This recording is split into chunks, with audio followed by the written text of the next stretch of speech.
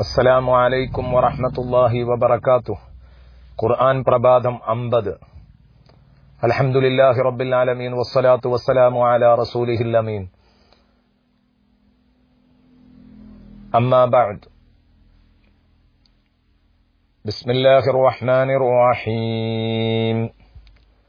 വൽ അസ്ർ ഇന്നൽ ഇൻസാന ലഫീ ഖുസ്ർ إلا الذين آمنوا وعملوا الصالحات وتواصوا بالحق وتواصوا بالصبر صدق الله مولانا العظيم.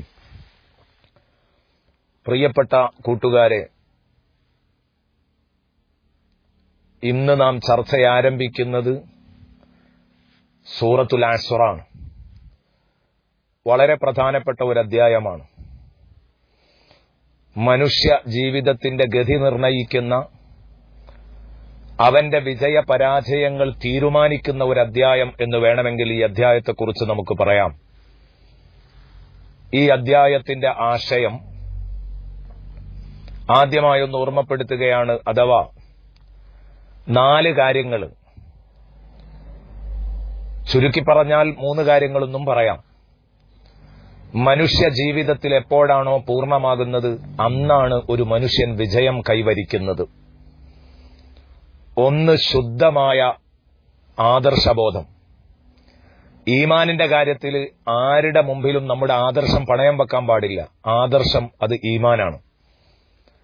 ലാ ഇലാഹ ഇല്ലല്ലാഹ് മുഹമ്മദുർ റസൂലുള്ളാഹ് എന്ന വിശ്വാസത്തിൽ ഒരു തരത്തിലുമുള്ള കളങ്കങ്ങൾ വരരുത്. കുഫറോ ശിർക്കോ ബിദ്അത്തോ, 3 നമ്മുടെ ഈമാനിനെ ബാധിക്കുന്ന വിഷയമാണ്. നഷ്ടപ്പെടുത്തുന്നതും ഈമാനിന്റെ പൂർണ്ണതയെ ചോദ്യം ചെയ്യുന്നതുമാണ് ഈ പറയുന്ന 3 കാര്യങ്ങളും എന്ന് നമ്മൾ പ്രത്യേകം ഓർമ്മിക്കേണ്ടതുണ്ട്. അതുകൊണ്ട് തന്നെ ശുദ്ധമായ ആദർശബോധം.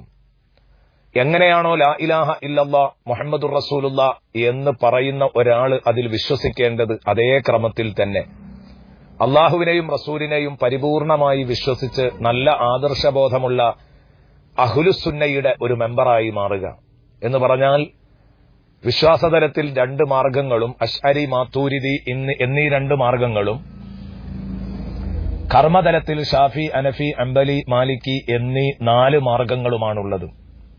ഇത് വിട്ട് മാറിപ്പോകുന്നവൻ ഈ കാലഘട്ടത്തിൽ ഹഖിൽ നിന്ന് വ്യതിചലിച്ചവനാണ് എന്ന് എന്റെ അഭിപ്രായമല്ല, ലോക പണ്ഡിതരുടെ അഭിപ്രായമാണ്. എല്ലാവരും ഏകോപിച്ച് പറഞ്ഞതാണ് അഇമ്മത്തുദ്ദീൻ, ദീനിന്റെ ഇമാമിയങ്ങൾ. അതുകൊണ്ട് നമ്മളത് സ്വീകരിക്കണം. അപ്പൊ ഈ രൂപത്തില് യഥാർത്ഥ റൂട്ടിൽ കയറിയവരായി നമ്മൾ മാറണം. സിറാത്തുൽ മുസ്തഖീമിലൂടെ നീങ്ങണം. 1. രണ്ടാമതായി ഈ അധ്യായത്തിൽ പറയുന്നത്, സിറാത്തുൽ മുസ്തഖീം ഉണ്ടായാൽ മാത്രം പോരാ.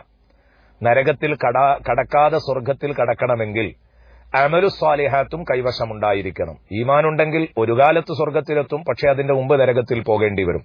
അപ്പൊ തീരെ നരകം തൊടാതെ സ്വർഗത്തിലേക്ക് പോകണമോ പൂർണ്ണ വിജയം കൈവരിക്കണമോ, ഒരു മാർഗം മാത്രമേ ഉള്ളൂ. അത് ഈമാനിന് അമലു സ്വാലിഹാത്ത് കൊണ്ട് തിളക്കം നൽകുക. തിളക്കമാർന്ന അനുഷ്ഠാന ബോധമുണ്ടെങ്കിൽ ആ മനുഷ്യനെ സംബന്ധിച്ചിടത്തോളം അയാൾക്ക് രണ്ടാമത്തെ ഭാഗവും ക്ലിയറായി. പിന്നെ എന്റെ ഈമാനും എന്റെ അമലു സ്വാലിഹാത്തും ഞാൻ സംരക്ഷിച്ചു.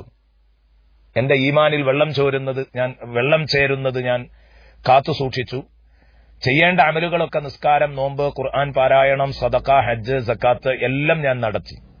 പക്ഷെ ഞാനായി, എന്റെ പാടായി എന്ന നിലക്ക് നാട്ടില് അസത്യത്തിലേക്ക് നീങ്ങുന്നവരെ ഞാൻ കണ്ടില്ല. അത് തിരുത്താൻ പോയില്ല. അസത്യവാദങ്ങളുമായി മുന്നോട്ട് വരുന്നവരെ തിരുത്തിയില്ല. അസത്യം സത്യത്തെ വിഴുങ്ങാനൊരുങ്ങുന്ന നേരത്ത് ഞാൻ സത്യം ഉറക്കെ വിളിച്ചു പറയാൻ സംഘടിതമായി, എനിക്ക് സ്വന്തം കഴിയില്ലെങ്കിൽ സംഘടിതമായി ഇറങ്ങണം. അസ്ഹാബുൽ കഹ്ഫ് അന്ന് ഇറങ്ങിയത് അങ്ങനെയാണ്, ഗുഹാവാസികൾ. അതുകൊണ്ട് തന്നെ ഖുർആൻ പറഞ്ഞു, അവരുടെ ഏറ്റവും വലിയ മഹത്വം അതാണ്. അവർക്ക് ഈമാനുണ്ടായിരുന്നു, അമലുണ്ടായിരുന്നു. അതിന് നമ്മൾ അവർക്ക് മനക്കരുത്ത് നൽകിയതാണ്. അതുകൊണ്ടാണ് മുശ്രിക്കായ രാജാവിന്റെ മുമ്പിൽ അവർ ധൈര്യസമേതം എഴുന്നേറ്റ് നിന്ന് പറഞ്ഞത്, ഞങ്ങൾ മുസ്ലിങ്ങളാണ്, ഞങ്ങൾ അള്ളാഹുവിനെ ആരാധിക്കുന്നു എന്ന് പറയാനുണ്ടായ സാഹചര്യം അതാണ്. അപ്പൊ ഈ ഒരു രൂപത്തില് അമലി രംഗത്തുമുള്ള, അനുഷ്ഠാന രംഗത്ത് ബോധമുള്ളതോടുകൂടെ അവന് മറ്റുള്ളവർ തെറ്റായി നീങ്ങുമ്പോൾ അവിടെ എന്താണ് സത്യമായ മാർഗമെന്ന്, വിശ്വാസത്തിലും കർമ്മത്തിലുമൊക്കെയുള്ള സത്യമായ മാർഗങ്ങൾ കൂട്ടായി നിന്ന് ഉപദേശിക്കണം എന്ന് പറയുമ്പോൾ ഈമാനും അമലു സ്വാലിഹാത്തും നന്നാക്കി ഒരു പള്ളിയുടെ മൂലയിലോ അല്ലെങ്കിൽ ഏതെങ്കിലും വീട്ടിന്റെ മൂലയിലോ ചടഞ്ഞുകൂടി ആരാധനപ്പുരയിലോ ചടഞ്ഞുകൂടിയതുകൊണ്ടായില്ല ഒരു മനുഷ്യന് വിജയം പരിപൂർണമാകണമെങ്കിൽ അയാൾ സംഘടിത ബോധത്തോടുകൂടെ അയാള് മറ്റുള്ളവരെ ഉപദേശിക്കുകയും കൂടെ വേണം എന്ന് പറഞ്ഞാൽ സംഘടനാ പ്രവർത്തനവും അത്യാവശ്യമാണ്. സത്യമായ ഒരാദർശ പ്രസ്ഥാനത്തിൽ ചേർന്നുകൊണ്ട് പ്രവർത്തിക്കണം. ഇതാണ് മറ്റുള്ളവരെ ഉപദേശിക്കണം, ഹക്കുകൊണ്ട് ഉപദേശിക്കണം. ഈ സത്യം തുറന്നു പറയുന്ന സമയത്ത് ഒരുപാട് പ്രയാസങ്ങളും പ്രതിസന്ധികളും നേരിടും. അസത്യം സത്യത്തെ വിഴുങ്ങുന്ന രൂപത്തിലാണ് രാജ്യത്ത് അസത്യം തലപൊക്കി നിൽക്കുന്നതെങ്കിൽ അവിടെ സത്യം തുറന്നു പറയുമ്പോൾ പരീക്ഷണങ്ങളേറെ വരും. ആ പരീക്ഷണങ്ങളിൽ നന്നായി ക്ഷമിക്കേണ്ടി വരും. അപ്പൊ ക്ഷമ കൊണ്ടും പരസ്പരം ഉപദേശിക്കേണ്ടി വരും. ഇതാണ് ഈ സൂറയിൽ പറയുന്നത്. സത്യം കൊണ്ടും ക്ഷമ കൊണ്ടും ഉപദേശിക്കുക, ആദർശബോധമുണ്ടാകുക, അനുഷ്ഠാനബോധമുണ്ടാകുക. ഈ 3 കാര്യമുള്ളവർ വിജയിച്ചു, അല്ലാത്തവരൊക്കെ തോറ്റു എന്ന്. ബിസ്മില്ലാഹിർ റഹ്മാനിർ റഹീം. വൽ അസ്ർ, കാലം സാക്ഷിയാണ്. ആദം നബി അലൈഹിസ്സലാം തൊട്ട് ഖിയാമത്ത് നാൾ വരെ വരാനുള്ള മനുഷ്യലോകം മുഴുവനും സാക്ഷിയാണ്. ഇന്നൽ ഇൻസാന ലഫീ ഖുസ്ർ, തീർച്ചയായും മനുഷ്യൻ തീരാ നഷ്ടത്തിലാണ്. അത് തുടക്കം മുതൽ തന്നെ കണ്ടതാണ്. ആദമിന്റെ 2 മക്കൾ ഖാബീലും ഹാബീലും. ഖാബീല് നഷ്ടത്തിലായി, ഹാബീല് വിജയിച്ചു. എന്താ കാരണം? ഈമാനില്ലാത്തതുകൊണ്ടായിരുന്നില്ല, മറിച്ച് അവര് കർമ്മം പിഴച്ചു, തെറ്റു ചെയ്തു എന്നതാണ് ഖാബീല് പിഴക്കാനുള്ള കാരണം. അപ്പോൾ എന്താവട്ടെ, ഞാൻ പറഞ്ഞു വരുന്നത്, എല്ലാം റെഡിയായിരിക്കണം. ഈമാനും അമലുസ്സാലിഹാത്തും അതുപോലെ തന്നെ സത്യം കൊണ്ടും ക്ഷമ കൊണ്ടും പരസ്പരം ഉപദേശിക്കുക, ഗുണദോഷിക്കുക. ഈ 3 ഗുണങ്ങൾ വേണമെന്നാ പറയുന്നു. ഇന്നൽ ഇൻസാന ലഫീ ഖുസ്ർ, തീർച്ചയായിട്ടും മനുഷ്യൻ തീരാ നഷ്ടത്തിലാണ്. അതിന് കാലം സാക്ഷിയാണ്. കാലത്തിന്റെ ചുവരെഴുത്തുകൾ സാക്ഷിയാണ്. ആദം നബിയുടെ കാലം, നൂഹ് നബിയുടെ കാലം, ഇബ്രാഹിം നബിയുടെ കാലം, മൂസാ നബിയുടെ കാലം, ഹൂദ് നബിയുടെ കാലം, സ്വാലിഹ് നബിയുടെ കാലം എല്ലാം എടുത്തു പരിശോധിച്ചാൽ ഇങ്ങനെ കാണും. ഇന്നൽ ഇൻസാന ലഫീ ഖുസ്ർ, മനുഷ്യൻ തീരാ നഷ്ടത്തിലാണ്. ആരൊഴികെ? ഇല്ലല്ലദീന ആമനു, വിശ്വസിച്ചവരൊഴികെ. 1, വിശ്വസിച്ചവരൊഴികെ. 2, വഅമിലുസ്സാലിഹാത്തി, സുകൃതങ്ങൾ ചെയ്തവരൊഴികെയും. അമലുസ്സാലിഹാത്ത് ചെയ്യണം. വതവാസൗ ബിൽ ഹഖ് വതവാസൗ ബിസ്സബ്ർ, സത്യം കൊണ്ടും ക്ഷമ കൊണ്ടും പരസ്പരം ഉപദേശിച്ചവരൊഴികെയും.